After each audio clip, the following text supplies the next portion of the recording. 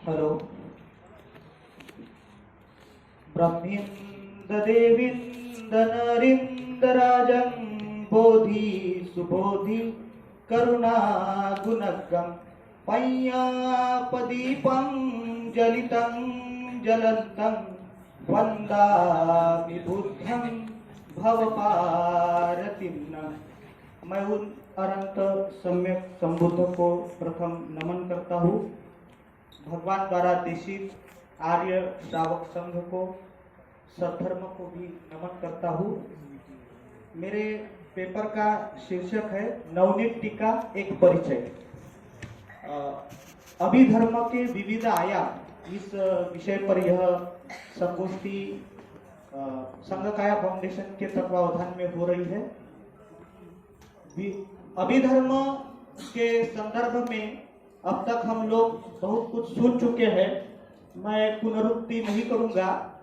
मुझे मेरे पेपर लिखने का पर्पज ये था कि अभिधर्म पिटक के 7 ग्रंथों की चर्चा तो सभी विद्वज्जनों ने की है, लेकिन अभिधर्म की जो परंपरा है थेरवाद में दीर्घ परंपरा है। और हम देखते हैं कि आचार्य अनिरुद्ध द्वारा कृत अभिधम्मत संग्रहो यह बड़ा ही महतीय ग्रंथ है, जिसमें अभिधर्म के 4 परमार्थों की विशेष रूप से संक्षेप में चर्चा की गई है, उपस्थित की गई है। और उस पर एक अभिधम्म की जो टीका परंपरा है, बहुत समृद्ध टीका परंपरा हमें दिखती है थेर परंपरा में, बर्मा देश में। तो नवनीत टीका का चयन करने का उद्देश्य मेरा यह था कि मैंने एमफिल जो है नवनीत टीका पर किया है विश्लेषणात्मक अध्ययन के रूप में।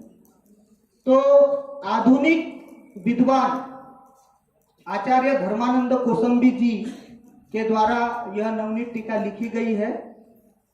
हम सभी को पता है कि आचार्य धर्मानंद कोसंबी जी ने बहुत महत्वपूर्ण कार्य पाली के क्षेत्र में किया है।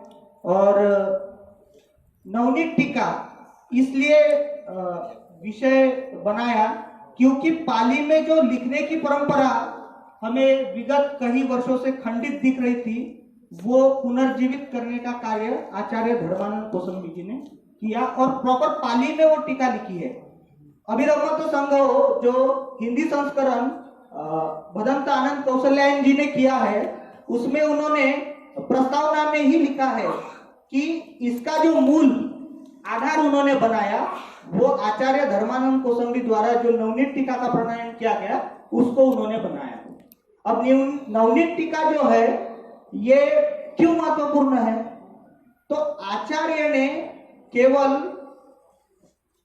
अभिधम्मत संग्रहों में जो वर्णित 7 प्रकरण है उनका ही अध्ययन नहीं किया या उन पर ही टीका नहीं लिखी, अपितु जो अत्यंत महत्वपूर्ण भाग है बुद्धिज्म का पठान अभिधर्म का, उस पर विशेष प्रकरणों की इसमें उन्होंने क्या की है, उपस्थिति की है।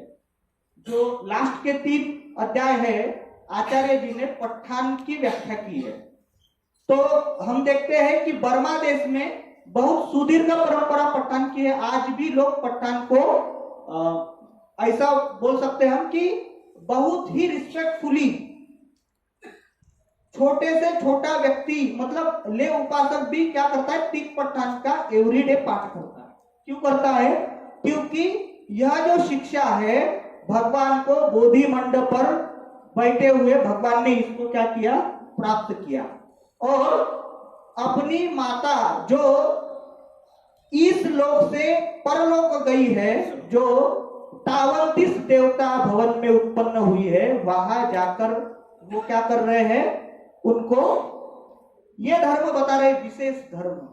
और उसके बाद अनुवतप्त सरोवर पर उतरकर अपने जो शिष्य है सारिपुत्र जो अग्रमाश्रावक है उनको वो ये देशना दे रहे हैं। तो बहुत महत्वपूर्ण है। अभी मैं ये प्रश्न इसलिए उपस्थित किया, यहाँ बहुत लोगों का ये रहता है, मैं थोड़ा लोक पे बोलूंगा। लोक का अर्थ होता है लुंजति पुलंजुति लोको, यानी जो उत्पन्न होता है, नष्ट होता है, उसे लोक कहते हैं। बहुत लोगों में क्या भ्रम है, बहुत लोगों में भ्रम है। भ्रम क्या है कि यह लोक नहीं है, परलोक नहीं है, तो वो लोग क्या हो जाते हैं, उच्छेदवादी हो जाते हैं। भगवान बुद्ध जो है वास्तविक ज्ञान बताने वाले हैं। भगवान का पहला ही उदाहरण है, अनेक जाति संसारम संधा विसंगनि विसंग कारकम गवेशतु दुखा जाति पुनः पुनः। बहुत बार मैंने भव संसार में जन्म ग्रहण किया है, किस लिए कि ये घर बनाने वाला, ये दुख का समुदाय होता है, ये किस कारण होता है, ये जानने के लिए मैंने क्या किया है, अनेक जन्मों तक संसरण किया है। अब बहुत लोग क्या होते हैं, उच्छेदवाद की ओर बढ़ चुके हैं, तो क्या करते हैं, भव परंपरा को नहीं मानते। अब मुझे ये बताइए कि जब हम ये बोलेंगे कि भगवान ने 53 देवता लोक में उनकी माता को धर्म का उपदेश दिया, तो वो तो यहाँ कालगत हो गई थी, ठीक है, 7वें दिन कालगत हो गई थी। फिर वो 53 लोग कौन है जहां भगवान जा रहे हैं, कौलिकार आहार वहां प्राप्त नहीं हो रहा है, इसलिए वो अनौतपदहा जो है वहां उतर कर वो कौलिकार आहार ग्रहण कर रहे हैं। अपने शिष्य जो है सारिपुत्र को धर्म दे रहे हैं, जो वहां दे रहे हैं, बसावास उनका वहां पर है। तो ये बहुत सारी चीजें ऐसी है कि हमारे लोग क्या करते हैं, कुछ भी बताने के लिए, अपनी बात की सिद्धि करने के लिए भगवान के जो मूल वचन है उसमें भी हेरफेर करने का कोई कमी नहीं करते। मैं ये देखता हूं, मैं बहुत लोगों को देखा हूं, बहुत डिटेल्स ज्ञान है, वो बहुत पढ़ भी चुके हैं, फिर भी वो क्या कर रहे हैं, जो मूल लिखा है। मैं बहुत सारे बर्मी भिक्षुओं के साथ रह चुका हूं और रहता हूं, बहुत विद्वत त्रिपिटकधर भिक्षु के साथ भी मैं रह चुका हूं। उन्होंने हमें यही बोला कि जो भगवान ने बोला है वो बात आप बोलिए, आपका मत जोड़िए उसमें, आप क्या बोल रहे हैं, क्योंकि बहुत लोग अपना मंतव्य घुसा देते हैं। जब तक हम लोक और लोकांतर को नहीं जानेंगे, तब तक हम जो है अभिधर्म को नहीं जान सकते। वैसे भी बहुत लोग ध्यान, विपश्यना और अभिधर्म के बहुत लोग खिलाफ है। मैं ये चाहता हूं कि ज्यादातर लोग अध्ययन करें, बारीकी से अध्ययन करें।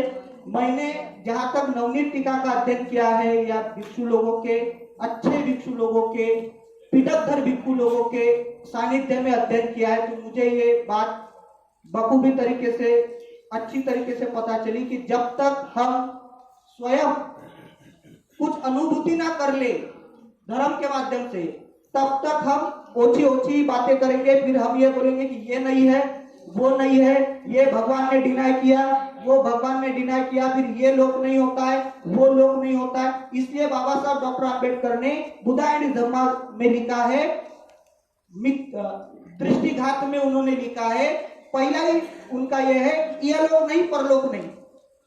ये जिसकी धारणा है वो दृष्टिघात संपन्न है। तो इसलिए मुझे ये बोलना है कि अभिधर्म यह अत्यंत गंभीर, अत्यंत सूक्ष्म और अत्यंत प्रतिभा को विकसित करने वाला, प्रज्ञा को विकसित करने वाला विशेष ज्ञान है, जिसे सही मायने में हम लोगों ने पढ़ना चाहिए। तो आप सभी ने मुझे सुना।